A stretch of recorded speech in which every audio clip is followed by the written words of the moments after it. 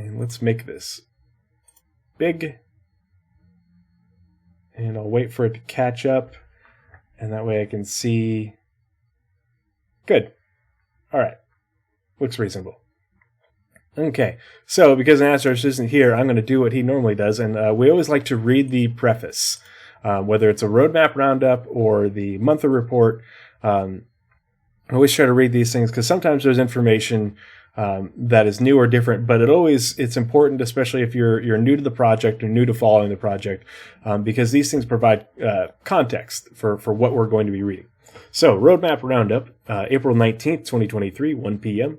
Happy Wednesday, everyone. Every 2 weeks, we accompany the roadmap update with a brief explanatory note to give you insight into the decision-making that led to any changes. This is part of an effort to make our communications more transparent, more specific, and more insightful for all of you who help to make Star Citizen and Squadron 42 possible. With that said, let's go ahead and dive into this week's Roadmap Roundup, CIG Community Team. So the community team is actually quite small. There's only, I think 6 people plus or minus on the community team, spread out between the different offices. There's a community team person at the Frankfurt office or 2, but they're a small team, and they're the ones that really do the overwhelming majority of the communication with us other than ISC and SCL. So things like the Roadmap Roundup, things like the monthly reports, all that sort of stuff is generated by the community team. They're the ones that plan all the events. So let's get into these changes. Notable changes for April 19th, 2023. Progress Tracker. With this update, we're adding the majority of the Q2 2023 schedule for downstream teams, with additional teams coming in a subsequent publish. So the upstream teams and whatever downstream teams didn't get added.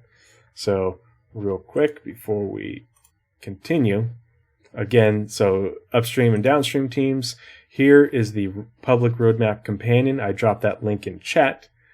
And then if you go down here, you can see what are the upstream teams and what are the downstream teams. And so the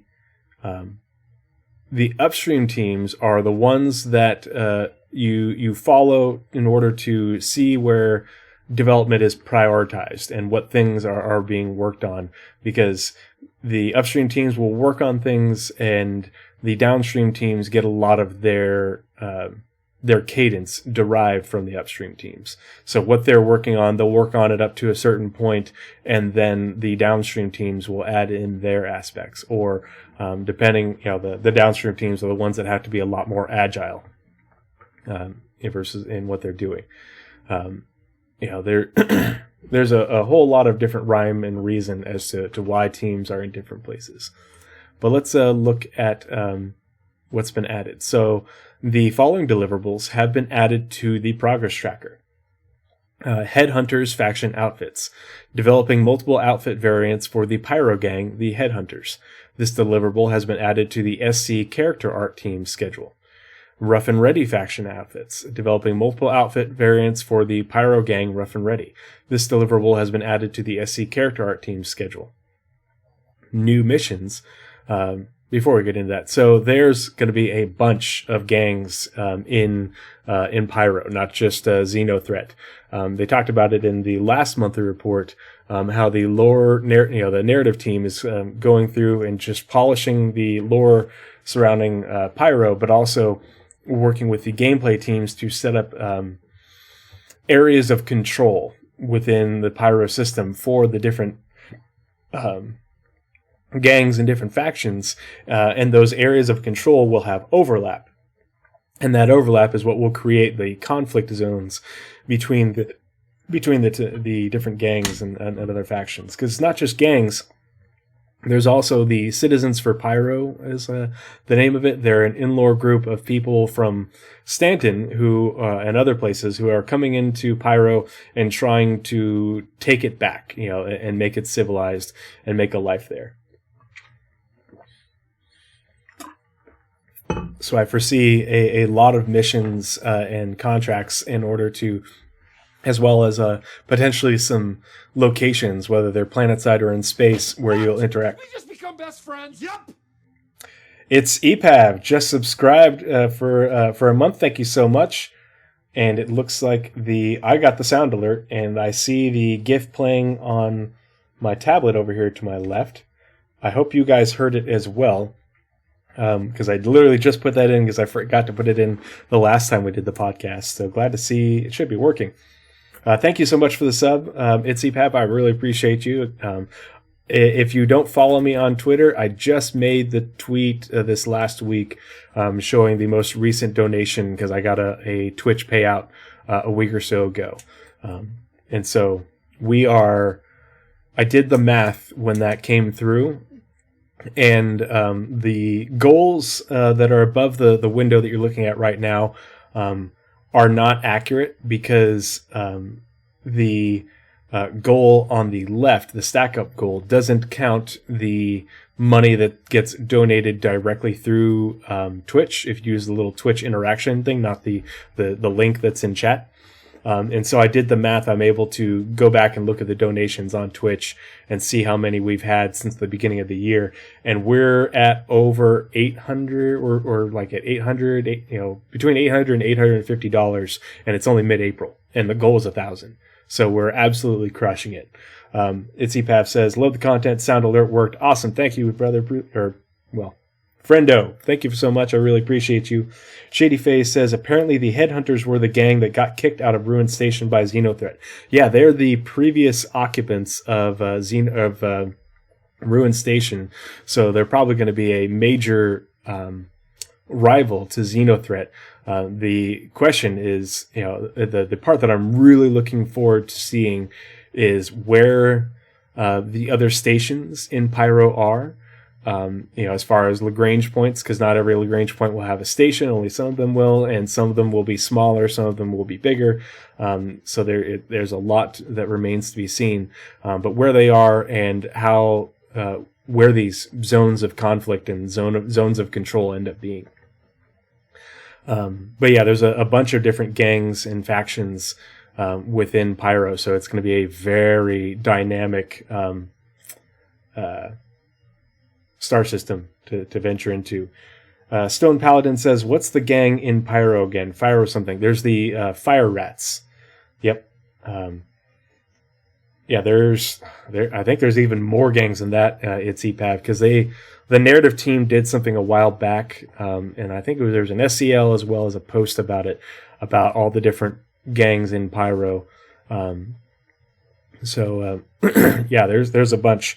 And there was also a Jump Point article.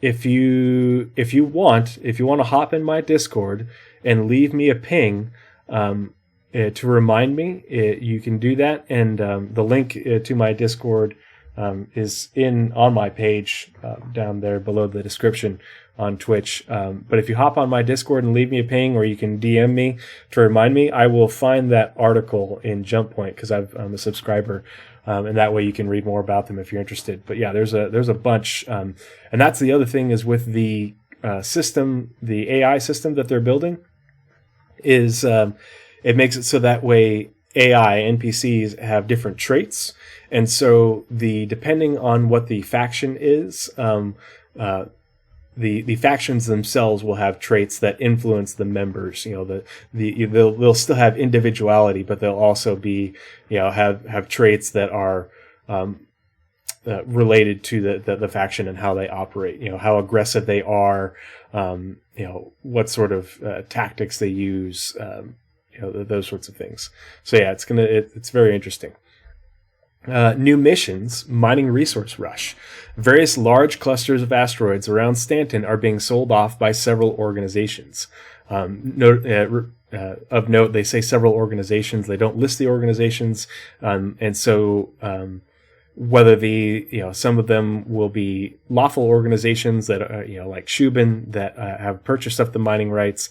Others will be you're getting early access to a location, but from someone, but they are, they don't have the rights to the location, and so they're just letting you know, and you're buying the information in order to get there before Shubin gets there, or someone working for Shubin. So for a fee, civilians are given access to these spatial mining claims. So these are going to be in space, not on a planet or a moon, and allowed to mine until the cluster is depleted, drawing many mining crews and occasionally pirates to these hotspots. This deliverable has been added to the mission feature team schedule. So this brought up a question in my head, because they talk about how a cluster being depleted. The question is this related to anything on the back end, particularly with Quantum? Because Quantum was what was going to be, as a service, tracking the resource clusters and areas where resources were available, and that's how that was going to be tracked on the back end. And so I wonder if Quantum is now tracking resource areas, or if they're just randomly spawned and you could end up going to the same place twice, over a certain period. So we'll have to wait and see. But yeah, this is going to make mining really interesting, because you can go out and probably still go out and free mine, but they're going to give you a reason to mine in these areas. This is sort of setting things up for Quantum and the dynamic economy, because they will be wanting you to mine, depending on the needs of the refineries and the companies that utilize the refined materials from those refineries. That will dictate, hey, we need you to go mine this much of this in order to maintain our supply, because there's a higher demand for this. And so that's what will generate these sorts of contracts to go mine certain materials. And everything in Quantum is contract based. It's all contract based, and the contracts are issued based off of supply and demand within the Quantum economy. It's a really fascinating system. We did a big old deep dive in Quantum in a previous podcast, so you can go check it out on my YouTube. New missions, package extraction. So this one got me super excited. If you're not in my Discord, or you don't follow me on Twitter, you might not know. I am well underway in the production of my next short form video. The first one was the Next Great Capital Ship. You can check it out on YouTube. 17,000 views. Pretty proud of it. But the next one I'm working on is a video called Away Borders, boarding actions in Star Citizen. And I am more than halfway through the collection of all the B-roll that I'm going to get for the video. So hopefully I'll be able to keep at that this week and into the next weekend, and hopefully start recording audio soon. But so I was working on getting all my B-roll clips, as well as images to go in the video. And then the Roadmap Roundup dropped, and with the new missions, package extraction. So I'm going to read this, and I'll let it resonate and bounce around in your heads, and you can tell me what you think about how this might be related to boarding actions, and how things are changing in the PU right now with 3.18 going forward. So new missions, package extraction. A new multiplayer mission where players will work together to recover stolen prototype ship components.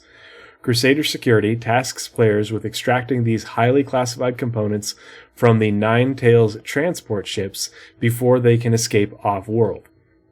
This deliverable has been added to the mission feature and narrative team's schedules. So, the way I read this, and we haven't gotten more information, in detail about these missions, but the way I read this is that the Nine Tails are these missions could just be the ship is parked on one of the Crusader platforms, and you have to land and then go steal it before the ship takes off. But I think these are much more. You essentially get a marker, just like for bounty hunting, for a ship that is trying leaving Crusader, and you have to go find that ship in a certain amount of time, before they can escape, and soft death them. They'll probably just make it so that way it's 100% soft death. And then you have to board that ship to then recover the highly classified components. To me, this sounds like a great opportunity for a boarding style mission, because they've been doing... Did we just become best friends? Yep. Oh, Axis 0096 just subscribed for 5 months. Thank you so much, Axis. I really appreciate you. Good to see you. Shady face. But what if I want to take these components for myself? I guess you could do that. I don't think the components will be physicalized. I mean, they might. I think that they will be crates that you have to recover. And the component will be in the crate, and you won't be able to open it. But it could be something physicalized. We don't know. But I think that this is a great opportunity for a boarding style mission. We already have, and I talk about it in the video that I'm working on, but we already have boarding missions in game right now. You have the I forget what it's called, but the one with the caterpillar, where you have to board the caterpillar that's been disabled in order to recover the gang members. The caterpillar is a prison transport. There's the hijacked 890 jump mission. That's a boarding mission. We have the new space derelict reclaimer missions, where you have to board those I think one of them is a data recovery mission. I can't remember what the other one is, but now to me, this totally reads like they're working on more dynamic boarding missions, where you have to, instead of the derelict already being there, you have to intercept it and soft death the ship and then board it. The question is, what ships will they be using? Will they have escorts? How many NPCs will be on board the ships? It's going to be really interesting to see these in development and play them when they come out. New missions, data heist, implementing missions that task players with infiltrating locations, often held by NPCs, reaching data stores, and setting data to upload to offsite handlers. This deliverable has been added to the mission feature, narrative, and VFX teams' schedules.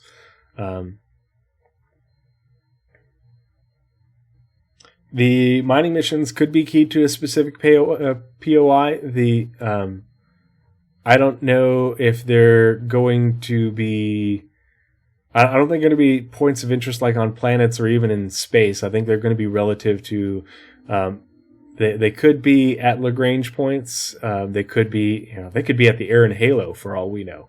We don't know where they're going to be, but they say spatial. So... whether they're around Lagrange points or elsewhere, who knows?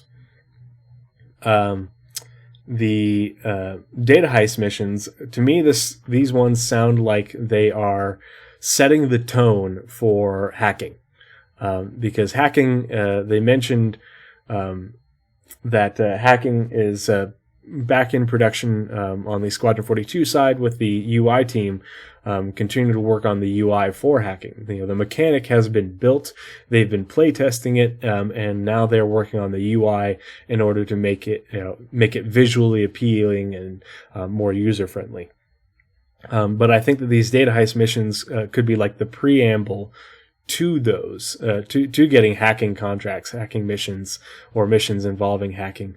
It really just depends on when these missions come out, whether they will utilize hacking or they'll be sort of retrofitted for when hacking comes in game to include hacking. But that's speculation on my part. But given how things sort of align with development, I wouldn't be surprised. They've been working on hacking for a long time. It's come and gone on development because they've been trying to really nail down a good functional prototype that's fun and engaging, while also making something that's feasible for the UI team to build. So yeah.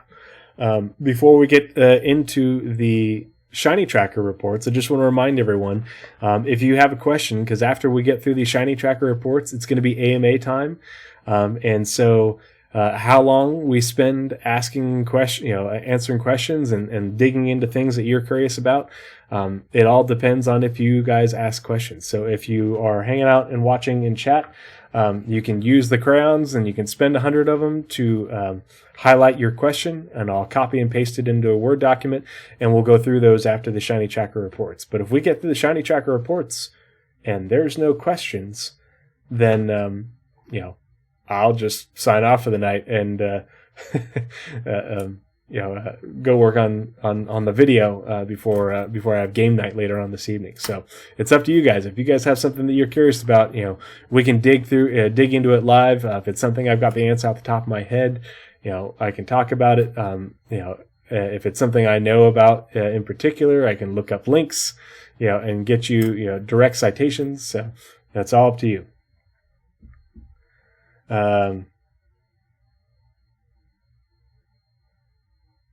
Let's see. So with the Shady Face says this should have been a perfect opportunity to get the gameplay for the Herald and Star Runner to be what the information gets uploaded to. I agree, and I think that's something that they can incorporate later.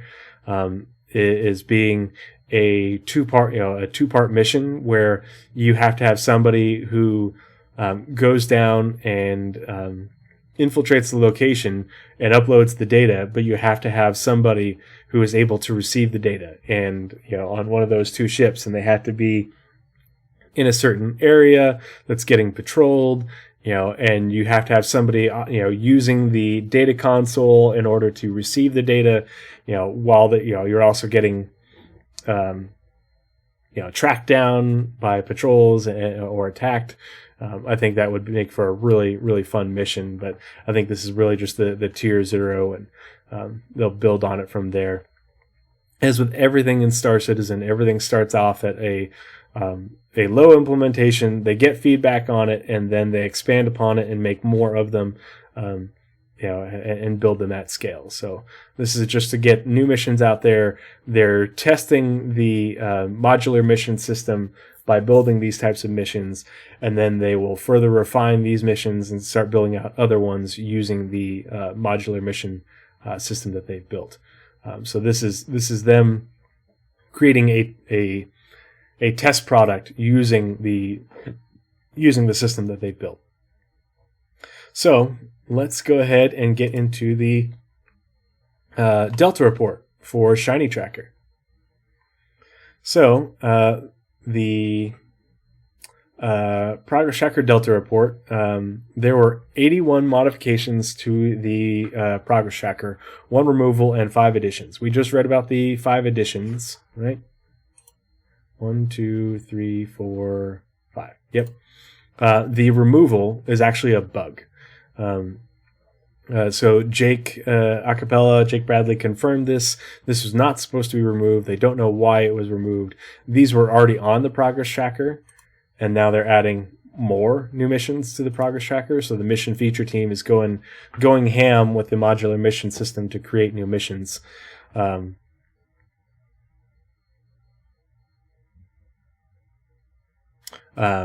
But for some reason, this deliverable got removed from the Progress Tracker and it wasn't supposed to. So don't just remove this from your mind. It's not getting removed. They're still there. And these are the deliverables added that we just read about. And then let's look at the updates. As I go through these, nothing was removed, Access. The thing that was shown as removed, the salvage contracts new missions, is a bug. It wasn't supposed to be removed. So don't worry about it.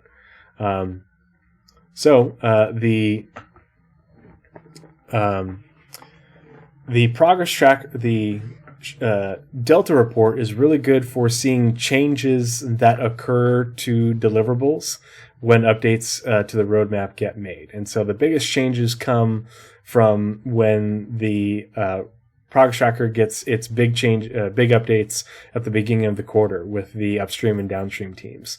But changes can occur at any time. That's the part of the whole agile development thing. I think a lot of people get confused by agile development and what it means, and it really the reason they use agile development is because there are so many things, there's so much research and development going on with the project that a team can get started with building something, and they think that they or the team, a team can get started with working on something, and they can work on that up to a point, because once they get to that point, then they have to wait on another team to do their work, or they'll be complete work on a certain project, and then they'll have free time until something else is available for them to pick up from say an upstream team, and so in the meantime they'll go work on something else in the meantime. And it's really just the teams are flexible. They are agile in order to make best use of their time, so that the team, at no point is a team sitting around doing nothing. They always have something to be working on, and they're also agile, so they can react to whether prerequisites or dependencies come up that weren't otherwise known, or if something is delayed, say from an upstream team, and because it's going to take longer than they planned. Okay, well, we were planning on working on this. Once this upstream team got done with it, they're not going to be done with it for a while. They ran into some issues, and so we're going to work on something else instead in the meantime. And so that's where you see a lot of these changes, is the teams either pivot based off of work being accomplished.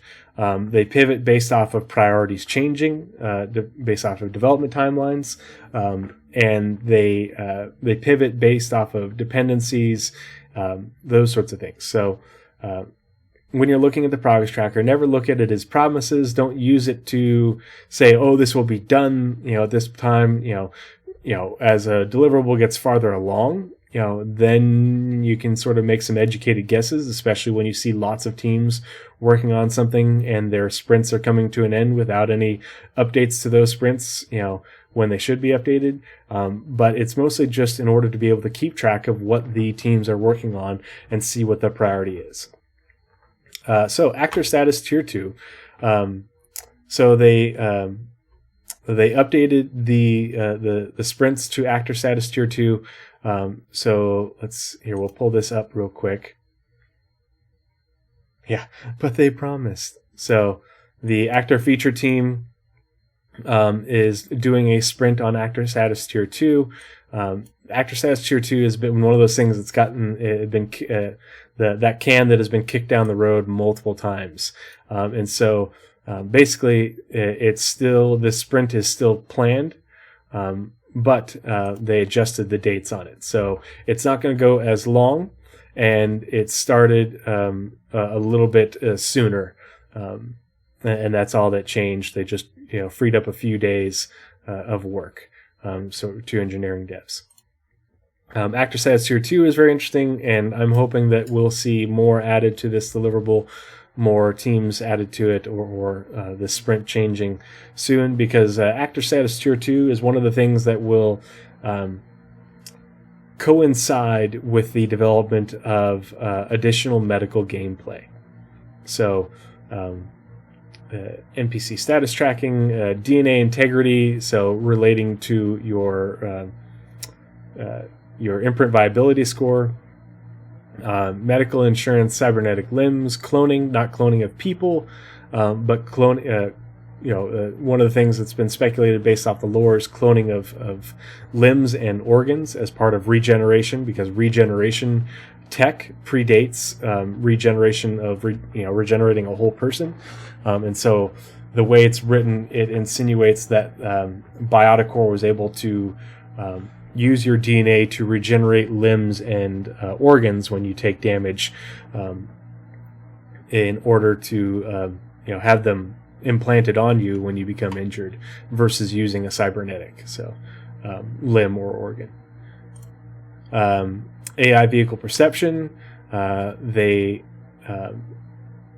are continuing. They added more work to that tech, and so the work was originally scheduled to stop, and they added another on the 12th, but then they added another sprint that goes out to then. So this is a really good example right here at the beginning of I hate to call it a flaw, but an issue that confuses a lot of people. And so you can see here, it's like, oh wow, the AI tech and feature team is working on AI vehicle perception for 48 weeks. No, it's not 48 weeks of continuous work. So if you look right here, the last sprint for AI vehicle perception ended on the 12th of February. So, 2 months ago. But they just added 27 days of scheduled work. Okay, 27 days isn't even a month. So there's no way that 1 month of work, makes up for a nearly 5 month gap. So what happened is they scheduled 27 days of work leading up to July 2nd. And so there's a gap between essentially early June when this new sprint starts and when the last sprint ended at the middle of February. So if the progress tracker could show this, you would see that a new sprint started right here and that the last sprint ended right here. And that's why keeping track of things via the ShinyTracker and particularly the Delta reports gives you context of how much work, how much time things are actually worked on. Because otherwise you end up getting this misconception that, because there isn't a break in this bar, that they worked on it the whole time. No, that's not how it works. They come in, they because of agile development, they work on things for a period and then they go work on something else, and then they come back to this when they have time or when it's a priority, and that's how these sprints work. So I hope that makes sense. Jake has told me many times that he cannot wait until the sprints, these bars, when because right now if you just do this, but if you open this up to look at the different teams working on that deliverable, he cannot wait for these different bars to be able to be segmented based off of when things are actually scheduled, because the data is there. Jake actually puts it in, but the way that the website is able to display it, it just shows it as a contiguous bar, and that generates a number of weeks based off the contiguous bar, not based off of how much time is actually spent working on a deliverable. Artificial gravity end date has moved closer, so that just means that the a sprint. So it just means that the EUPU gameplay feature team took these days of work and took them off of artificial gravity from August 14th to September 25th and move them onto other things. So something else is more of a priority than artificial gravity at that point. The in-game year is, 2953. So they removed that sprint entirely. So there was apparently going to be a sprint going from here to here with the EUPU gameplay feature team, and they removed it entire, or they just shortened it. They were going out to here, and they shortened it back to here. So they're still working on that, but we don't know why they took that work off and scheduled it to something. Apparently scheduled to something else. Bounty Hunter V2. So this is a good thing. The end date was extended from July 2nd to August 14th. Because they added a bunch of work from the mission feature team, the narrative team, and the USPU gameplay feature team. So that's probably where some of these days went, potentially, is to work on Bounty Hunter V2. So Bounty Hunter V2, because of the scheduled work and more work being scheduled ongoing, is definitely a big priority for Star Citizen. And you probably already know this because Nazeris and I have covered it multiple times, but it's been mentioned in both of the letters from the chairman from this last December as well as May of last year. So they keep on saying that they're working on it and they really want to get it out, but there's a lot of codependencies to Bounty Hunter V2. We know that they just showed off the I forget, I think it's what team is working on it, but here, we'll pull it up real quick. But they just showed off the Bounty Hunter offices, being worked on by, it would be EU Landing Zone 2 in the last sprint report. But you can see that they're continuing to work on these things, and they're plugging away on it, but the security offices. But the part of the issue is Bounty Hunter V2 this is the player-facing deliverable, the player-facing feature, but it's dependent on information that is fed to it via backend systems that are part of the quantum package of services. Just like server meshing and PES are it's a single deliverable that are built on top of multiple backend services. Quantum is the same way, which includes virtual AI, the NPC scheduler, the security service, as well as a couple more. But those things are actively being worked on by the Systemic Services and Tools team now. They have been, more and more people have been added to work on Quantum and those different services as PES has matured since last year. Bug fixing and tech debt. So, as you can see, they are constantly working on fixing bugs and addressing tech debt. It's an ongoing process. They're always devoting, and this is part of the agile development as well. When they don't have a deliverable, that they're working on, or they're waiting on other teams, these teams will schedule work in order to fix bugs and address tech debt. And they're constant. It's really a constant thing. But sometimes they'll do small sprints, and other times they'll just constantly have people scheduled out on it, like the EUPU gameplay feature team always has people working on fixing bugs as patches go through development process. Cave archetypes, they added 27 days of work. So the VFX team got added, and it says added 27 days of work, but you're like, wait a minute, the date only got moved out 12 days. Well, that's 12 days, minus this, and so their sprint will start essentially 15 days, the beginning of April. But the good thing is VFX is a downstream team. And so when VFX gets to work on something like a location, or sometimes they work on ships, because they're a downstream team, that's usually a very good indicator as to the state of production for certain things and how much longer, how soon we're going to be seeing it. So the additional cave archetypes that they've talked about, I wouldn't be surprised if we started to see more of them coming into the game soon.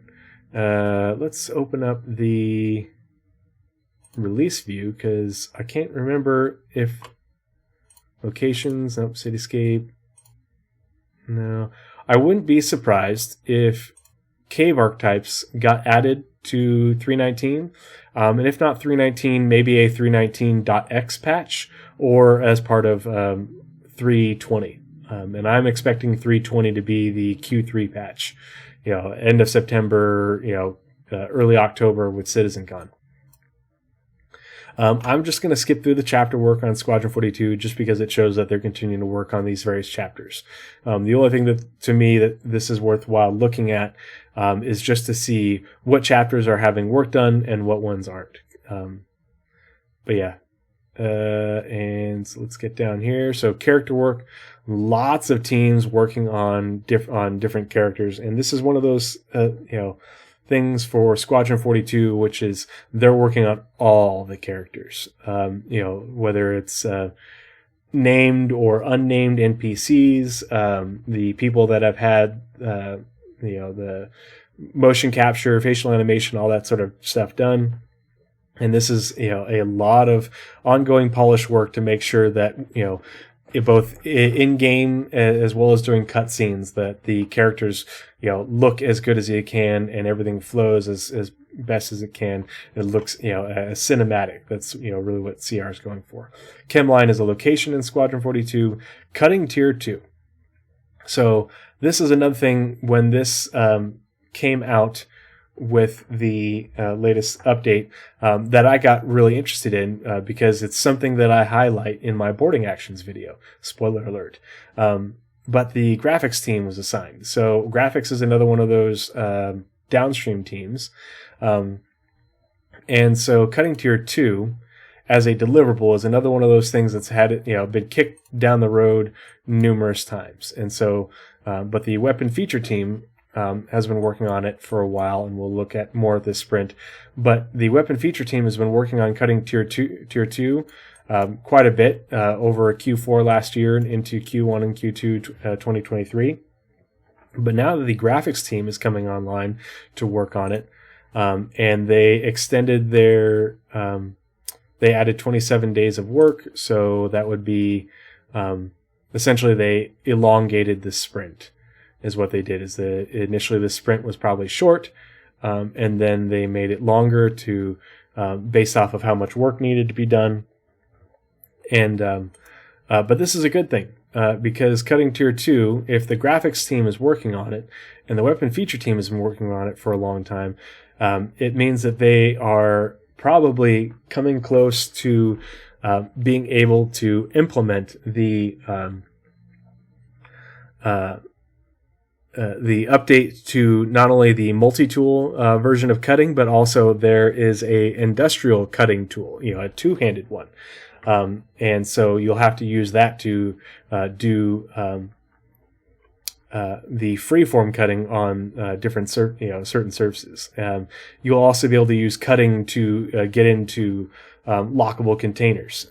But cutting tier 2 and freeform cutting is one of those things where if you were going to be breaching a ship as part of a boarding action or a station or a facility like an asteroid facility, one of the ways you could breach it would be via cutting a hole and freeform cutting.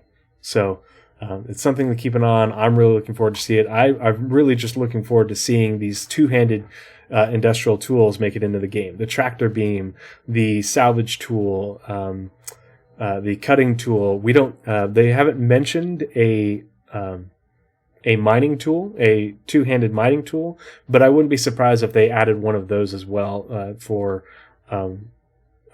mining, the small handheld rocks, or maybe they'll make a larger rock that you can mine with it as well. So it'll be really interesting to see. But the development is coming along, and so hopefully we will see this implemented along with lockable containers, which is another thing that they've been working on. As well as reasons for you to use cutting. So yeah, very interesting. Derelict spaceships, points of interest. So VFX team is a downstream team. They added another sprint, so they added 27 days of work. So basically that sprint's going to start at the very end of April, basically like in the next few days. But VFX is downstream, so that's a good thing. Related to adding more POIs and updated POIs. So there's that sprint. So they added 27 days, and you can see VFX has already worked on it before, and so that sprint stopped at some point, and then is getting picked back up right at here. So this is another good example of how this sprint is not contiguous. They just added 2 art devs with 2 tasks, going, for 27 days going out to this point. So that work will start right there, even though we don't know when. I could go back and look, but it's a pain in the butt, and that's a hard thing, is to be able to track that. Shiny Hobo, the person who works on the ShinyTracker, is actually working on a feature that will allow you to see these breaks much more easily. And you can see them with the scheduled deliverables report, but it only shows you that for the deliverables currently being worked on. So if it's not currently being worked on, but it's scheduled to be worked on later, you won't see that gap in work until it starts being worked on again. But yeah, they released more derelict spaceship POIs with 3.16, but they talked about how they're going to be adding more of them and updating them. And so this is just more work in order to polish that out, as well as work on additional variety. Duster faction outfits, we read about that getting added. Dynamic events. So this one kind of sucks because the mission feature team removed some of the time that they're working on that in order to work on other things, ostensibly those new missions. So the dynamic event system is taking a backseat to new missions. Enemy characters, Squadron 42 deliverable. So that's the human NPCs, the bad ones from the OMC faction, as well as the Screaming Galsons. EVA Tier 2, that's definitely a priority for Squadron 42, which is why they're continuing to work on it. The Actor Tech team added 84 days of work. And so they're just essentially continuing that sprint. Or they continue that sprint all the way out through the beginning or through the end of Q1. So the question is, will that sprint get added to going out into Q2 and beyond? Fire extinguisher end date has been extended. They added more work, so they added another short 6-day sprint on top of what was already scheduled. Fire hazard, so obviously the fire hazards and fire extinguishers are a priority. The graphics and VFX team, downstream teams, are working really hard on that. They added a whole bunch of work going out to early June with those sprints, so that's definitely a priority. FPS devices Tier 1. This is another one of those things that got me very excited because they added a little bit more work with the Interactables team and the VFX team to FPS devices. Because FPS devices includes things that you will be using for breaching as part as boarding actions.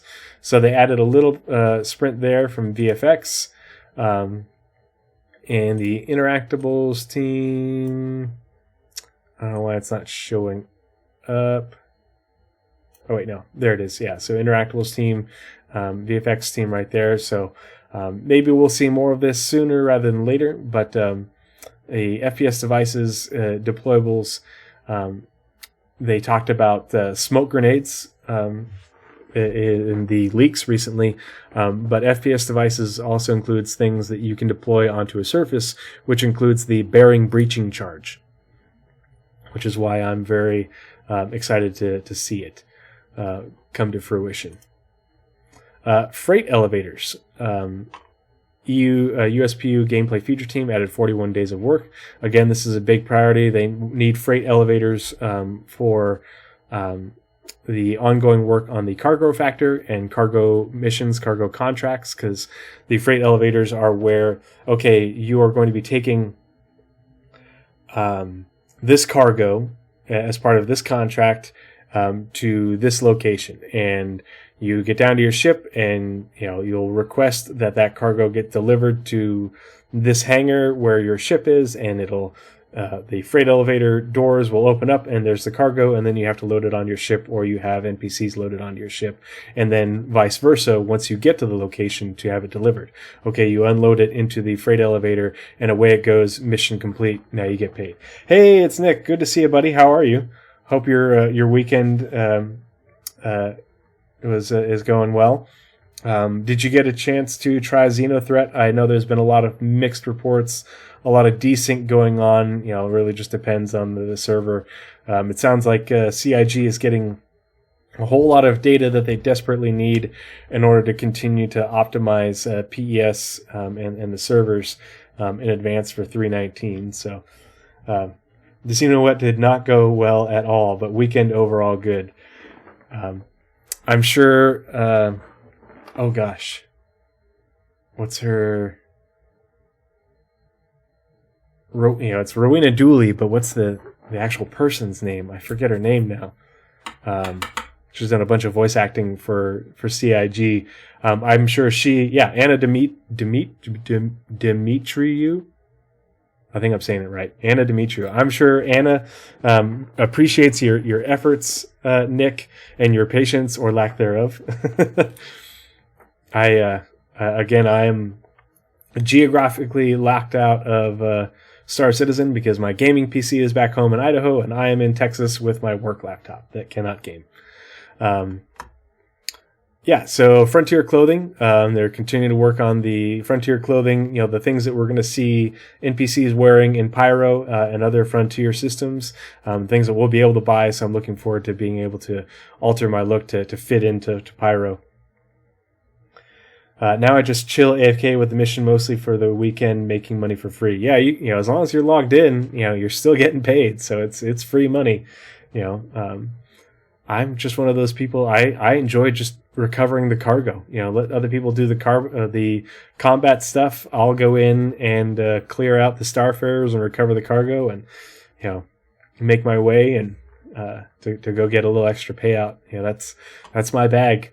Because that's the recovering the cargo is a boarding mission. Congratulations, Xenothreat is boarding missions. Gen 12 renderer. So everybody's like, why are they still working on it? I thought it was done. The initial implementation was done. As Sylvan CIG has said many times, they've got Gen 12 into the game, into the dev branch. It's working. And now they can go through and not only get Vulkan into the dev branch and working, but they can also do the optimizations for Gen 12. And he said that was where a lot of the performance improvements would come, is the optimizations of Gen 12 and subsequently Vulkan later. Even though for a lot of people have seen performance improvements already with the implementation of the Gen 12 renderer. So it's just going to continue to get better. And I know for me on my computer back home, it also looks a lot better. The Gen 12 renderer has improved the visual appeal of a lot of things.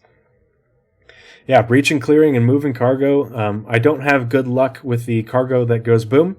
I have had a lot of bugs with that, so I avoid those other ones. I'm like, oh, hey, yeah, you go ahead and take those. I'll get these. I'll be right here. I'll let other people, worry about the explodey cargo and, the unstable stuff. I don't. It's the stuff that's on a timer, not the quantum stuff. I don't mind slow boating back to Jericho Station. It's for some reason I've had issues with the timer getting out of sync due to probably server desync or whatever, and thinking that I have tons of time because of what the containers tell me, and then all of a sudden I'm on my way back, and then boom, and more boom, and then my ship goes boom, and then I die, even though it said I had plenty of time. Gray Cat Industrial Salvage Tool. So this is a good thing. The end date has been extended from 2023 January 25 to beginning of June. So the UI team was assigned adding 13 days of work. So there's a big old gap in that sprint. Yeah, here we'll pull it up, and that way I can demonstrate. The Fruit Abides 07. How are you? Good to see you. So there's the UI team. Here's where the weapon content team finished, or stopped their deliverable or their work on the deliverable. And here's where Squadron 42 UI picks it up. And this is with the Gray Cat Industrial Salvage Tool. This is the two-handed tool, but it's all supposed to be able to be paired with the salvage backpack. So that way you can salvage into the tool into your backpack so you can store more of it. My question is, will the backpack also work with the Pyro multi-tool, or will it only work with the industrial salvage tool? But I was hoping that this would come out with the initial implementation of hull scraping. Obviously, it didn't, but it looks like it's a priority, and they're working on the UI for it, so that way they can implement this tool. I imagine, if it's going to work with the backpack, it'll have a UI either on the tool itself or perhaps in your HUD or something like that will show how full your backpack is, how much room you have left. But also the UI for being able to flip it around, because you're also going to be able to use it to spray I always forget the name of the goo, the salvage goo that you use to patch holes, but be able to show that. So I'm hoping that we will see this sooner rather than later.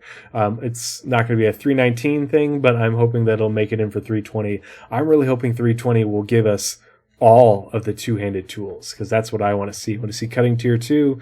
I want to see expansions to hand salvage and hand repair with the industrial salvage tool and the backpack. And then I want to see the two-handed tractor beam coming in as well in 320.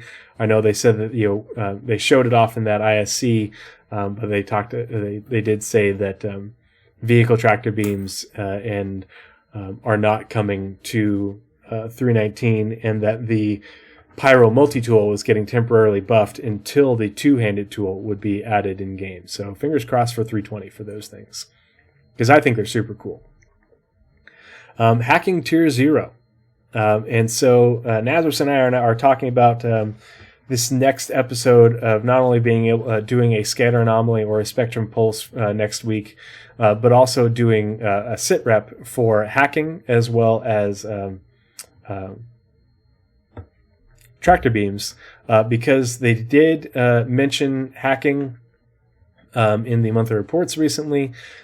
They're adding work to hacking, obviously on the progress tracker, and they're also introducing those missions that could be aligned with hacking, the data heist missions. I don't think initially they will involve the actual hacking gameplay, but I think that they are going to be a template that can be used for once hacking gameplay is in order to add to that mission set. So end date has been extended. I'll pull this up. We'll look at this under scheduled deliverables as well, as to see when the gaps in work are. But the fact that they have the graphics team and the UI and the VFX team, all downstream teams, adding work to hacking. We'll pull up the deliverable. So 19, 13, and 13 days of work for these three teams. And so it looks like they are already working on it, and then they just added another sprint. So when we pull this up in the scheduled deliverables, we'll see what that work actually looks like as far as how the sprint is broken down. But to me, this looks like hacking is very much a priority, and it's all... Here are all the upstream teams doing their work on hacking way, way, way back. And so the fact that they've got the downstream teams working on it, graphics, UI, and VFX, to me that means that they are pretty pleased with how it works and how it functions as far as the design and gameplay. And now they're making it visually appealing and easy to work with on the player-facing aspect. So hopefully we will see hacking soon. Definitely not 3.19, but I would not be surprised if it's a feature that came with 3.20. And hacking is a big part of boarding, because being able to hack airlock doors and hack ships in order to interfere with systems, as part of ongoing boarding actions, or even for stations and asteroid facilities, it's going to be an important gameplay element for boarding actions. So stay tuned for that video. Go subscribe to me on YouTube. We're almost to 1,000 subs on YouTube, and 1,000 subs on YouTube is when I start getting monetized on YouTube. So more money for charity if I get to 1,000 subs. So if you're not already Part of the crew, part of the ship. Part of the crew, part of the ship, part of the crew, part of the ship. Part of the crew, part of the ship. I got the sound alert. There's the GIF. Sweet. Zilky TV, thanks for the follow. Thanks for joining me this evening. I appreciate you.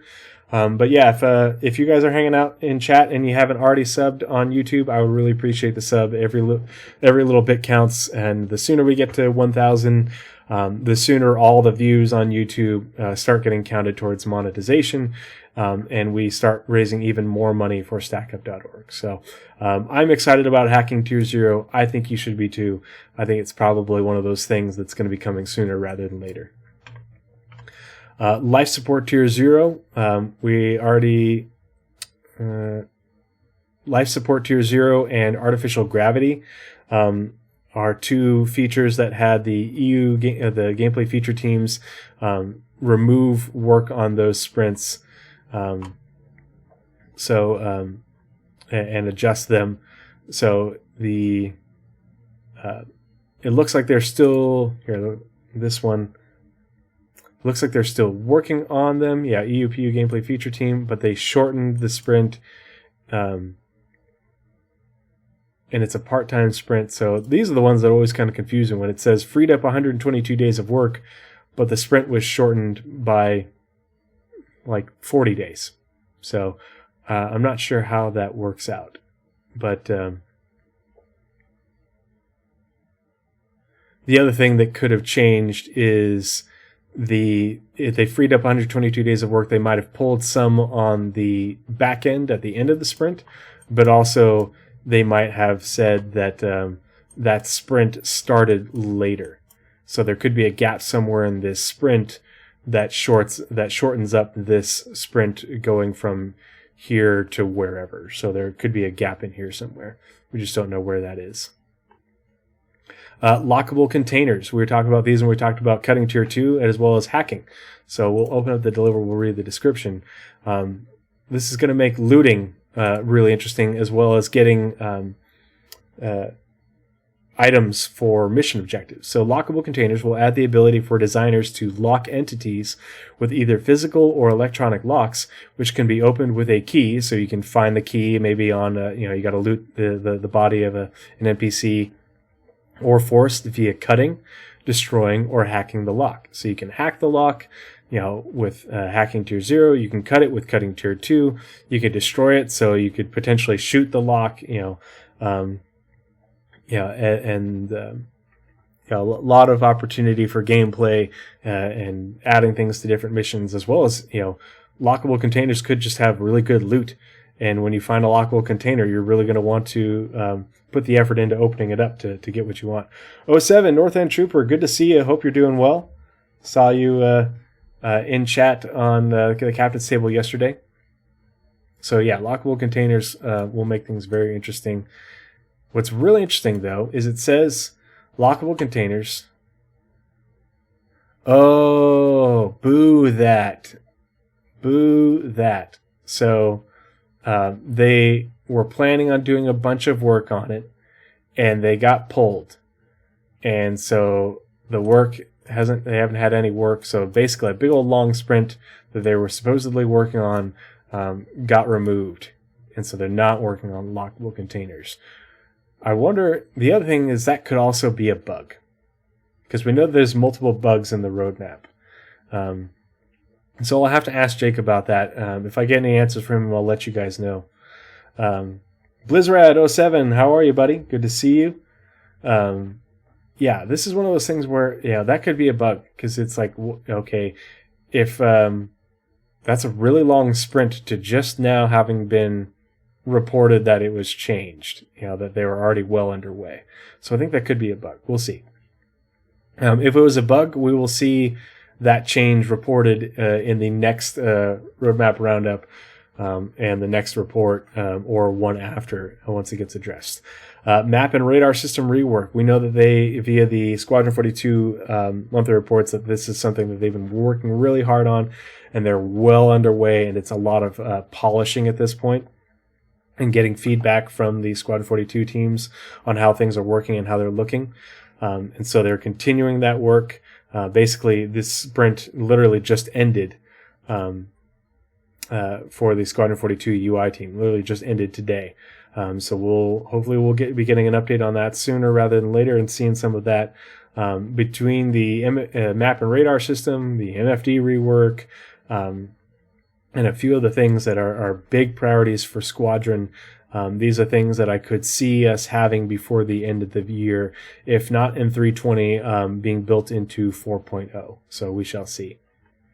Same thing with the MFD rework, adding more work with the Squadron 42 UI team and the vehicle feature team in order to implement the new MFDs and balance those out and get the feedback they need to the UI team on how that works. So this is interesting. There's a military-specific multi-tool. So like the one that we have, only instead of being gray cat yellow, it will be camo. But it's a variant. And so I want to hear from you guys. If you're watching this right now, let me know in chat. Or if you're watching later on YouTube, leave a comment. But I want to hear from you guys. What do you think the difference is going to be between the military multi-tool and the civilian pyro multi-tool? If it's a variant, what does it do differently? I haven't even thought about it. I haven't, so I don't have much to offer right now. But I want to hear what you guys think in terms of how they might differ. Salvage contracts is one error. I imagine there are multiple errors and bugs. There are persistent bugs that go on between the two, and it's not just with ShinyTracker. ShinyTracker literally just pulls the information and puts it in. But if there's a bug in the program, the way that Jake puts the information in, and the way the program puts it out to the website, that also creates issues. It will look cooler but induce PTSD in its users. Jeez. Miscellaneous support. So miscellaneous support, along with bug fixing and tech debt, is one of those things where teams will go in and provide miscellaneous support, and they can incorporate things into the game from features and aspects that have come online or things that have been fixed. An example of that is when the Mustang beta, I think it is, the Mustang with the cargo, when it got its cargo lift thing added to it, that was part of miscellaneous support. They didn't, when they did the gold standard work for I think it was the Saber, a lot of things revolving around, updates to ships, for adding components, adding features that are, recently allowed for with changes to the game. A lot of those things don't get their own unique deliverable, because otherwise you'd have a lot more deliverables and be a lot harder to track. And so we see them in the patch notes, and all of a sudden it's in game, and no one says anything about it, but that work will fall under miscellaneous support and the bug fixing and tech debt sprints for the various teams. Dex Trenchcoat says military could mean Squadron 42 only. It could be Squadron 42 only. I don't know. So it says where'd it go? Squadron 42. My question is, if it's only in Squadron 42, okay, fine, whatever. But what are we going to be doing with it in Squadron 42 that's different? How does it function differently in Squadron 42 versus what we're used to in the PU? Will it have more features or attachments? Longer battery life? Who knows? Yeah, that's what I'm curious about. The Mission Manager app, they added more work to that, and this is the new Mission Manager app. So it's as part of a new app as part of the Moby-Glass rework. Instead of the one that we have now, it'll be using building blocks. It'll be a lot more functional and user-friendly, give a lot more information, and have a lot more customization to it. Moby-Glass rework, refactoring the entire Moby-Glass, to work using building blocks, so it'll be more performant.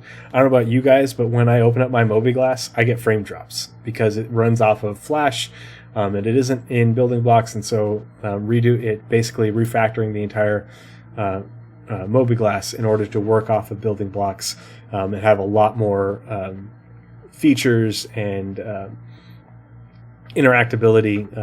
Plus it'll perform a whole lot better. So they're continuing to work on that. Still a priority. Mop and bucket. Mop, mop, mop all day long. Gonna mop, mop, mop while I sing this song. Wax that floor, make it shine. Take off that spray paint with turpentine. Does anyone remember that Adam Sandler sketch? I just date myself. Anyway. Mop and bucket. This is one of those things like bedsheet deformation. It has a place. I don't know how else they're going to use it, but, putting a lot of effort into it, enabling support for AI janitors to use multiple tools in either hands. I think this is one of those things where you will see AI janitors not only in Squadron 42, but in the PU, and they'll come along with different tools in order to clean up after us. And they'll just get scheduled to do their cleanup routines based off of trash density at different locations. So, yeah, we know what you did in the Marines. Yes, Private First Class, PFC, also stands for Perfect for Cleaning. Part of the reason I promoted as quickly as possible. New player experience. We know that the new player experience is making its introduction in 319 with Area 18 and Bajini Point. We're seeing some of that in the leaks. There's a lot of trash to clean up in the PU. Oh, yeah. The reason that CIG only did it for Area 18 and Bajini Point is because, just like with everything else, they do a limited development at first in order to get the assets made, figure out the workflow, get the design how they want it, get it out in the PU, have us test it, have us break it, have us give them feedback, and then they incorporate that into the design and the workflow before they make a whole bunch more of them. Because otherwise, if they did it all at once for all 4 landing zones, all 4 major stations, if they did it all at once and then they got all that feedback, from launching into the PU, it would make for a lot more work afterwards to go back and refactor all of those things with that feedback. And so they do, it's how they do everything from everything that they build. It's why, we got Ghost Hollow, and then what's the name of the new derelict settlement with the 600i and the MSR on Daymar? They did Ghost Hollow, and then they did the one on Daymar as part of the initial rollout, to practice and get used to working with the tools, get more feedback for the devs on what other tools they need, what other things they want to be able to add, work on the workflow, and now they're working on 15 of them. And they're going to be able to do 15 in the same amount of time that it took them to do one. So an order of magnitude and a half faster in order to do 15 derelict settlements versus just one. And they do that with everything. So, they'll do that with implementing the new player experience to the other landing zones. They'll, after we get the feedback for them on Area 18 and by Genie Point, they'll take that feedback, incorporate more of it, and then they'll be able to roll out the other 3 landing zones, in the same amount of time, if not less. And they'll be able to do the same thing with future landing zones as they incorporate Sherman with Castra. If they make Levski a new player starting location, or perhaps even Ruin Station. We don't know how they're going to work that out, but as they add in more landing zones and places for new players to pick where they want to start, they'll already have this template for how to build out that new player experience into those areas. Persistent Habs, so they freed up some work on that, but it's only 5 days worth of work. So it just looks like they shortened the sprint just a little bit. It looks like they had just a very short sprint on that, but they're still planning on working on it. And let's look at the deliverable. Yeah, so what they did is they removed 5 days of work, and it was going out here. So there was going to be another 5-day sprint out here, and so they just removed that sprint. For all we know, that could be a bug as well. Persistent stream and server meshing. This is just one of those things. It's a ongoing deliverable. Northern Trooper says, are you going to talk about the leaks with the new player experience and what it entails? We can look at the leaks if you guys want to, after we get through all of this. Again, I'll take a little break here just to let you guys know in chat. If you have questions, use your crayons in the little chat thing, and it costs you 100 crayons to highlight your message. And so we're going to do an AMA after we get done here with the different reports. So if you have a question about anything Star Citizen and Squadron 42 related, we'll explore that and get your answer, your question answered. But if no one asks questions, then we'll just call it a day after we get through these. So you got to use the crayons. Let me know that it works in order to highlight your question, and I'll copy it into the Word document, and we'll go through those. I do need to get it set up so that it's a script with my MooBot, so that way you can it'll just save those questions for me. I have to ask Paul on how to do that. So if you guys are listening right now in chat and you have a question about something, let me know. Write it down and put it into the chat with the crayons. Highlight it, and we'll get into that after we get done with the scheduled deliverables report and finish up with the roadmap roundup. But yeah, PES and server meshing. This is work that's going to be ongoing for a long time, even after we get full dynamic server meshing in. They're just going to be having more, different teams working on different aspects of it to make sure that their things that they're responsible for are incorporated into PES and server meshing, and they work with those two backend systems. Physical damage and breakability. This is the physicalized damage system. So the physics team added 45 days of work, and so they're continuing to work on this feature. And so this is another thing that's really interesting, and I'm hoping that we see more of it soon. So they added, I don't know how this sprint gets broken up. It's something they're working on for Star Citizen, Squadron 42. But they added 45 days of work, fairly light load. But so the end date was beginning of March, and now it's the beginning of June. Well, 45 days is half of 3 months. And so apparently that engineering dev will stop working on it here, take a little break, work on something else, and then pick it back up in here to go out to the middle of June. The physics rope simulation, so that way we can tie people up. The rope simulation isn't just rope. It's anything that will behave like rope. And so it's important to put that into context. Rope, chains, things for tie downs, all that sort of stuff. North End Trooper, I'm going to pull that question really quick. Control C. Bingo. Alrighty, thank you for asking that question. Okay. Oops. 1 second. So, player interaction experience tier 2, visor and helmet. So this is the visor, HUD, and helmet. So this is a lot of UI stuff that and graphics that's going to make it so a lot of things end up in your HUD, and the way your HUD works is going to use not only stop using Flash, but use building blocks. It's going to provide a lot more information. It's going to look a lot better. We've been seeing little sneak peeks of this in different ISCs for different features.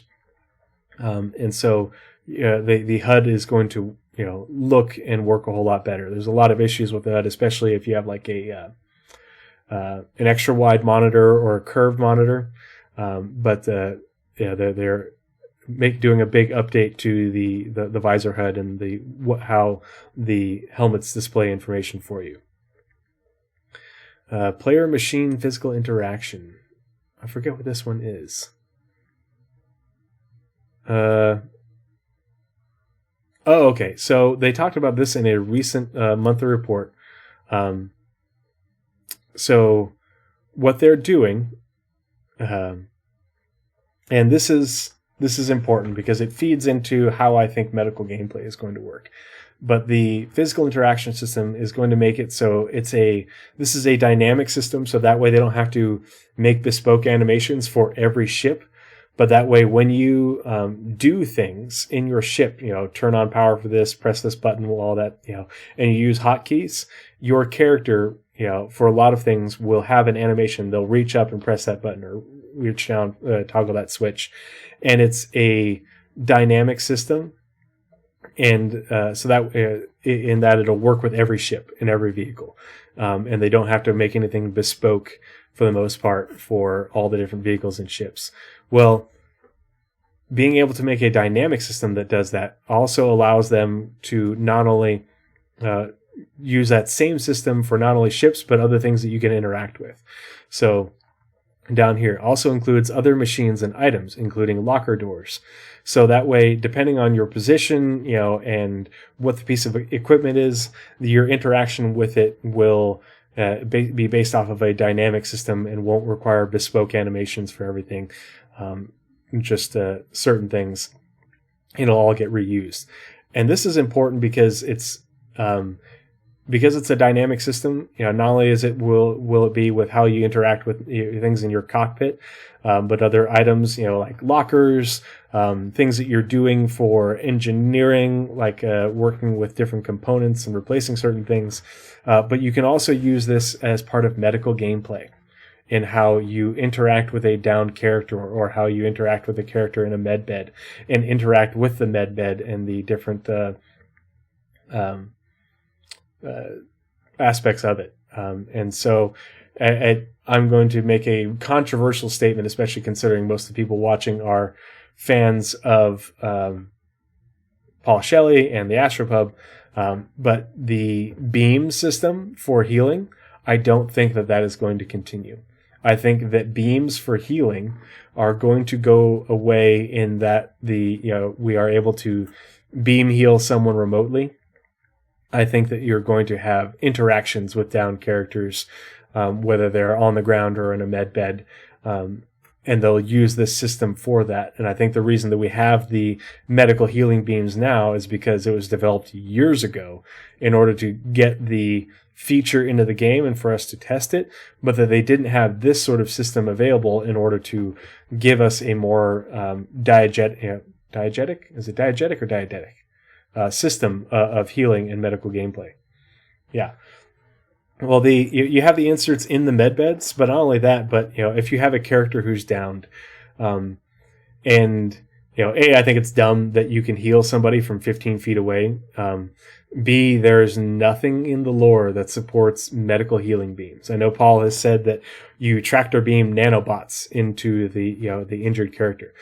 There's nothing in the medical lore for anything that says that we use nanobots in Star Citizen, or that you can tractor them into someone through their armor, their suit, and their skin.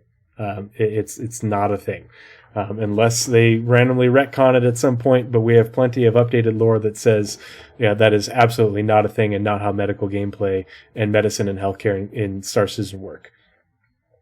Yeah, it's Blizzard says it's also dumb that someone can jab someone with a needle through their armor.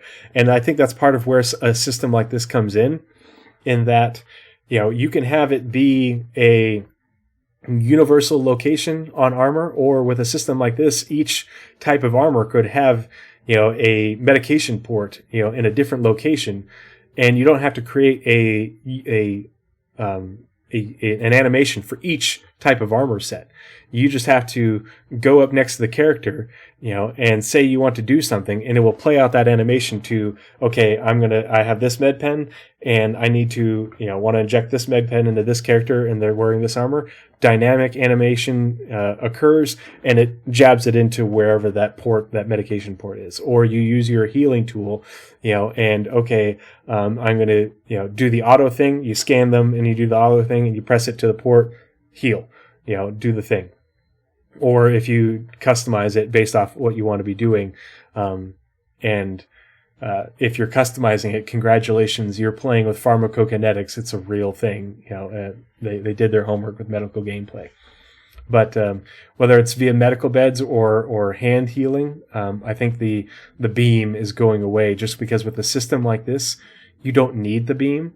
And by removing the beam, you have medical gameplay be that much more interactive and interesting, without and also making it so that you actually have to get up next to the wounded character and put yourself at risk. They're downed over there. You have to either pull them to cover or go to where they are in order to heal them. That's like the first step in what we call our trauma lanes in the Army.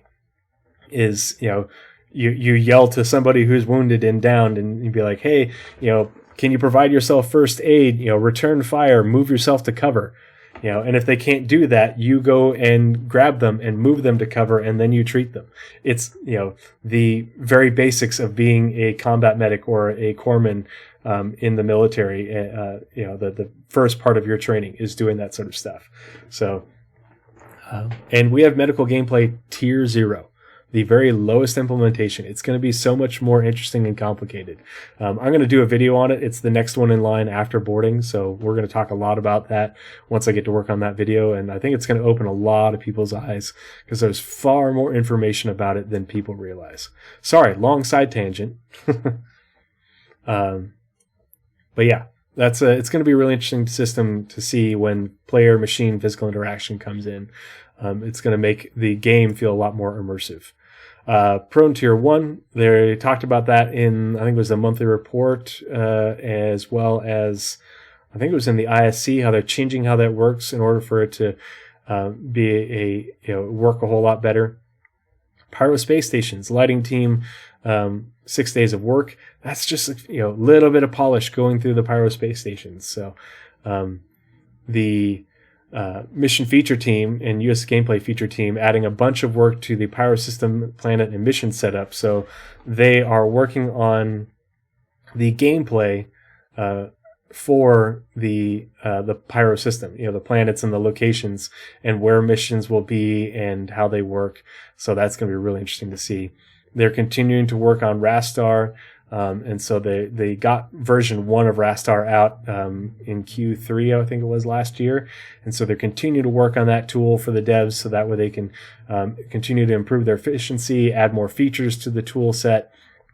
And this work could also be working their way towards us being able to use Rastar on the player side for building our own bases. Oh, we got another question. Blizzard says, so instead of beam healing to people far away, we'll have to tractor beam them to us to exploit the healing port. Yeah, I think that could totally be a thing where if you have a tractor beam, you could pull them to you in order to heal them. But that's one of those things as part of planning. If you're a medic, do you carry a tractor beam on one hip and a healing tool on another hip, and then one weapon, but then you're not carrying a gun sidearm. So it's up to you, or do you want to carry a sidearm instead and not carry a tractor beam? And we also don't know what changes are going to occur with the multi-tool tractor beam in terms of does that injure a downed player if you use it to drag them? What distances will you be able to drag people?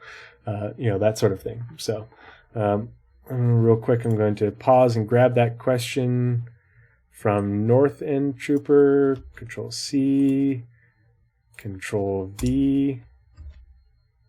All right, saved. Cool. Yeah, Shady Phase. Especially if they were in cover and they got downed and they fell down behind cover, and now you drag them from cover to your position, that gives somebody an opportunity to wound them, or shoot them more. So, it's something to think about. It's as a medic, that's decision making on your part. Do you throw a smoke grenade? Do you call for covering fire? Do you try to tractor beam the wounded person to you? Do you pop up and sprint to where they are? These are all decision things. This is like, congratulations. These questions are the things that you have to ask yourself and things you get taught in, basic combat medic school, which I've been through. Refinery ships. They talked about this in the recent monthly report. And so the EU gameplay feature team adding 136 days of work. So that's 4.5 months. So let's open that up. So this is another really good example how the EU-PU gameplay feature team added 4.5 months worth of work going out to November 25th. And so they had started this work way back when at some point, but they stopped working on it. We don't know exactly when. And now they're adding a sprint starting right about here-ish. And it looks like they've been working on it the whole time, but they haven't, and but now that we can see that they're going to be working on it again starting essentially next month.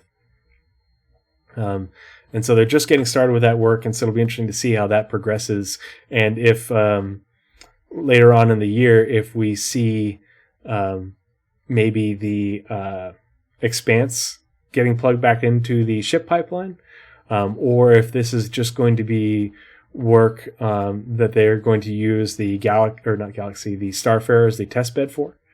We'll have to see. Resource management. Interesting enough, EU gameplay feature team freed up 60 days of work. So let's click on that sprint. See if we can see how that changed. So let's see. EU-PU gameplay feature team freed up 60 days of work. So the sprint goes out to here, so they may have had a gap in that sprint somewhere back here that shows they were working on something else and now they're coming back to that sprint. Hard to know, but it's still definitely a priority for them. The links is scheduled for 3/19. Downstream teams added to it, so that's a good sign. So they're polishing it. They're getting into the end of that, so I would imagine it will get committed pretty soon. Salvage vehicle munching. Oh yeah, the refinery for the Freelancer Dur as well as the 100i. Thank you for reminding me. I imagine that's those will be the test beds for refinery gameplay, and they'll do that for fuel refining first before they move on to refining metals and materials like in the Expanse, the Galaxy, and what have you. Salvage vehicle munching. We know that they're continuing to work on that. That's a good thing. So hopefully we'll be, they're going to be, they added a sprint to that. But it looks like they added 22 days of work, so they moved the end date out. So there's going to be a big gap in that sprint for the gameplay feature team. So they're picking it back up at the beginning of September after leaving off with it at the end of last month. Salvage Tier 0, it looks like, they just elongated that sprint that ended back at the end of January. Seated item handling. So this is essentially drive-by gameplay. So it's going to allow for passengers on things like the Firefly or any other vehicle to use their weapons and other things that they can use while seated on ground vehicles. So that'll be fun. Security Network V1. This is another thing that I think that could be could be a bug, just because freed up 121 days of work. That's a huge change to that sprint. That it would be kind of weird to see at this point, but it's the mission feature team, and they're working on all those missions, and it still shows them as scheduled. So it looks like they shortened the sprint on the back end and probably shortened it on the front end as well. So end date moved closer. So the sprint used to go out to here. So they took a month off on this end and then probably are getting started on that sprint 3 months later, probably because of all the mission work that they're doing. So we'll have to wait and see how long that sprint actually is out here. Sliding, cool. FPS trope. Space mines. The weapon content team was assigned at revealing 20 days of work, so they picked that back up in February and worked on that for 20 days. Interesting that they're working on space mines, and it's also one of the few things that is only PU. So that's interesting. Squadron 42 vehicle support. It's just work that is more polished work and gold standard type stuff for the different ships in Squadron 42. And vehicle support for this, because there's a separate deliverable for Vanduul, and I think there's another one for enemy ships, which would be like the Screaming Galsons and OMC. I think this is probably just for UEE ships, but don't quote me on that. Subsumption editor integration. So this is the integration of the Apollo subsumption tool into the editor, so that way they can work on the AI and the AI behaviors and all that within the game editor itself, instead of having to work on it outside of the game and then port it in. This is just like with a lot of the other tools, being able to move those tools into the in-game editor helps with a lot with their workflow and throughput in order to be able to do things faster and have more people working on it. It also makes it so that way, instead of working with a bespoke tool outside the game, it makes it a lot easier for new hire people to get trained up sooner and to only work within the editor instead of having to work outside the editor with a tool they're not familiar with. And so it's a big deal when it comes to production of the game. Swimming, whoop-de-doo. Time trial race missions, not really a big change. Unannounced vehicles, we know that there are several unannounced vehicles that are being worked on. If you don't follow the leaks, you can see the leaks in my Discord. We have a special channel for it. I don't think I'm going to go over that here on the stream, just because I want to respect people's wishes about not being exposed to leaks. But there's a lot of interesting information came out of the 319 Evocati build that just came out, and a lot of data mining going on. Vehicle tractor beams. EUPU gameplay feature team freed up 57 days of work. So let's look at that deliverable. So there's EUPU gameplay feature team. So and I can't remember if they're upstream or downstream or not. So it looks like they have adjusted that sprint, may have shortened it on the back end. Not quite sure. 0G push and pull. A lot of work being added to that, continuing on with that work, because EVA is going to change a lot. We're not going to have unlimited EVA fuel. And you might not always have a tractor beam, so they need to have you being able to move about in 0G via push and pull available to you. It's also just a huge sci-fi trope, and not having that would be a big loss, in my opinion. So that is the Delta report for the ShinyTracker. Let's get into the scheduled deliverables report. We'll get through this a little bit faster. Yeah. I think vehicle tractor beams should be on a high priority right now as well. But I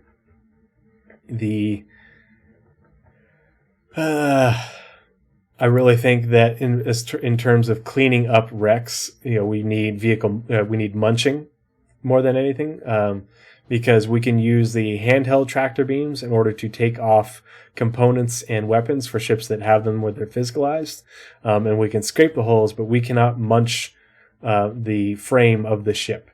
And so with vehicle munching, we'll be able to, and what we have already, we'll be able to completely remove a derelict from the game, and they could incentivize that a lot in game to help with PES.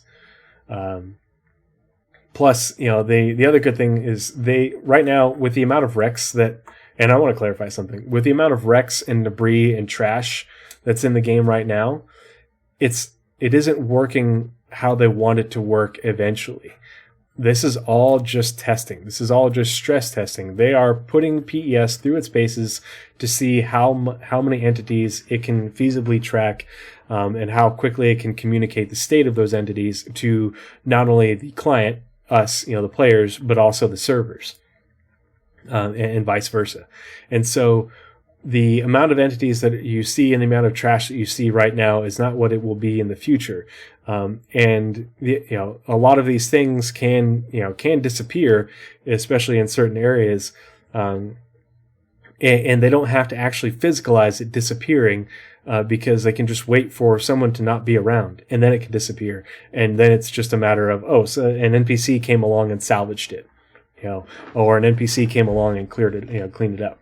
And so, as long, but if player, they have to be able to stress test it a lot right now, so that way they know where those boundaries are for if an area doesn't depopulate, like around a station or a landing zone or a POI, that has frequently players running around there. And so they have to make sure that they push the system to the max before they dial in the cleaning, the cleanup aspects of it.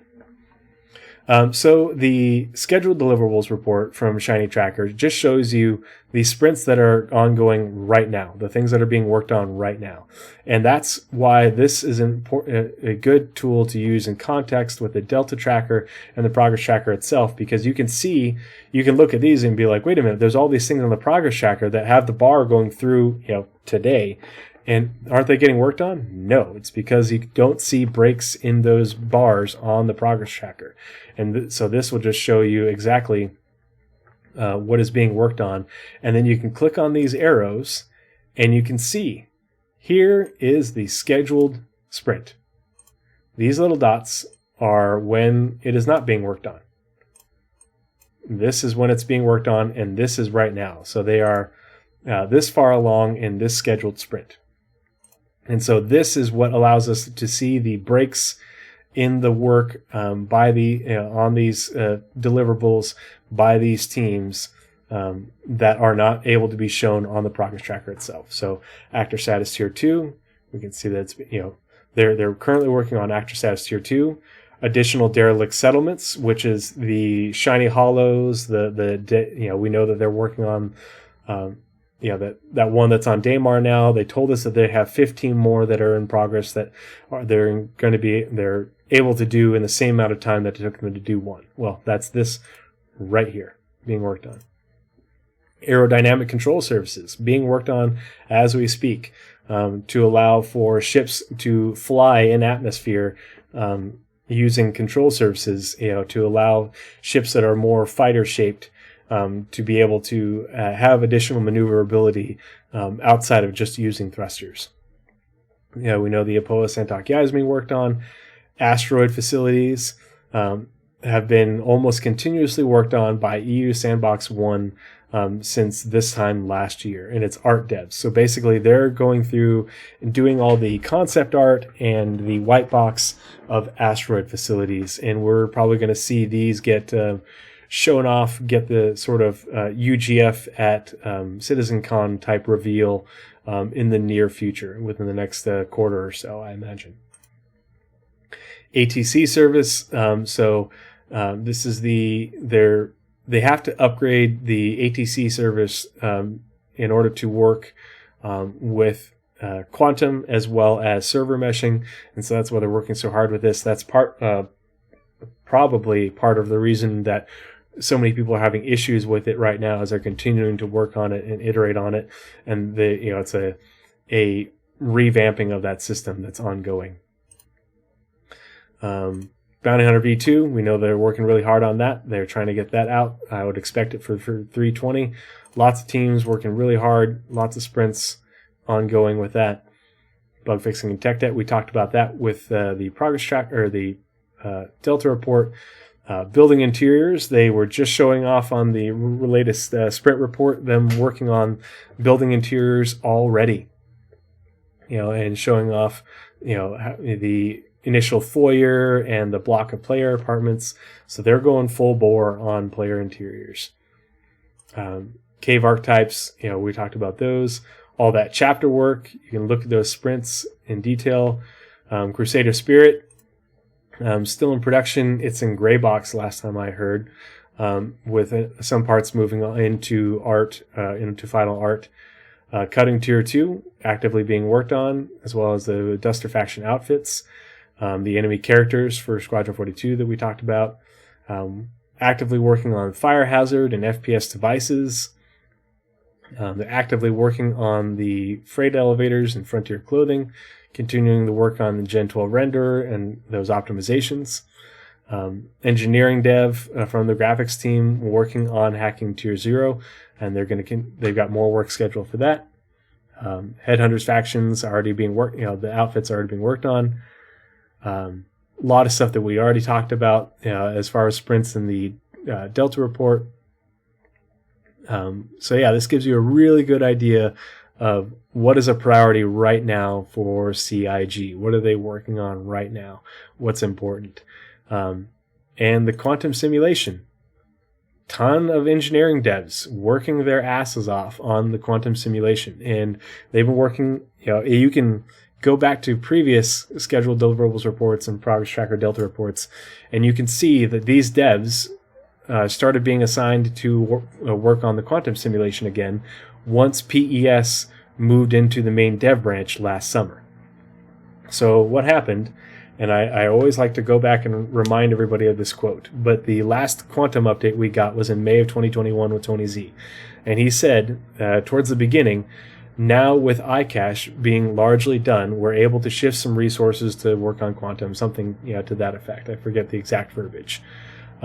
Obviously, we know that when iCache made it into the main dev branch, they were testing it out. And they're like, this isn't going to work out for our needs. It isn't performant enough, doesn't have the bandwidth enough to do what we need. And so they had to pivot. And basically, in a year and a half, in a year and some change time, they were able to develop PES with the entity graph and the replication layer to replace iCache. Well, so with that having to be done, they weren't able to move those resources over to work on quantum, as well as the different services that feed into quantum. Well, once PES was in the dev branch and done, they had a lot of people continuing to work on it, but once it was in the dev branch, a lot of the work that needed to be done was the other teams working on their features and mechanics that integrate with it in order to get their stuff to work with PES. Not so much the network engineering people having to continue to work on it as much. And so they were then finally able to do what Tony Z said and move resources over to work on Quantum. And that's why Quantum's been delayed.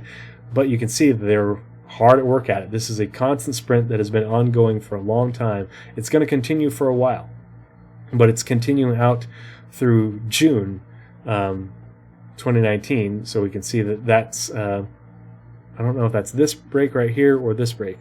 But I imagine we will be getting an update on Quantum in the not too distant future because they have so many people working so hard on it, as well as the services that feed into it. Refinery ships, resource management, RSI links, the Polaris. So they've got art devs working on it through the end of June. I imagine this sprint will, when they continue to update the progress tracker, this sprint will get elongated. We'll see more added to that, and they're going to continue working on it. Salvage vehicle munching that we talked about, got an engineer working on that from the EU gameplay feature team. But it's so this is through 424. So I think, this is where 424 ends, and so then there's a break before they pick that work back up. This must be, so this is June right here, so this must be the end of September. So when they get the Q4 schedule, this will probably get extended out into Q4. A lot of really interesting work going on. Multiple unannounced vehicles being worked on. One is in concept art. One is vehicle content, with a lot of work going on. Some of these are going to be, at least one of these is likely to be a concept for Invictus Launch Week, as well as a straight to flyable, potentially 2 concepts, as well as something that's probably going to be for 320 and IAE. Drowns myself in Doritos. Speaking of which, I'm getting pretty hungry. A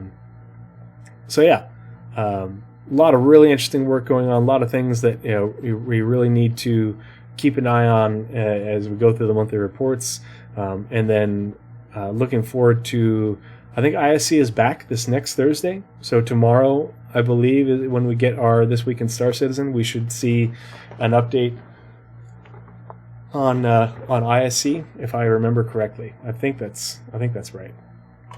Correct me if I'm wrong in chat. And that is it for the Roadmap Roundup and ShinyTracker reports. So 2 hours of going through the Roadmap Roundup and ShinyTracker reports. I know it's a lot of information and it can be kind of dry, but it's a lot of interesting stuff. And if you really want to have a good understanding of what's being worked on, by who, where the development priorities are, you really need to follow the roadmap and keep an eye on the progress tracker. Shadyface says the next Inside Star Citizen is about the new Lorville. Oh, okay, cool. That'll be interesting to see. Do you know? Did they announce that somewhere? Was that said somewhere? I don't know how I missed that.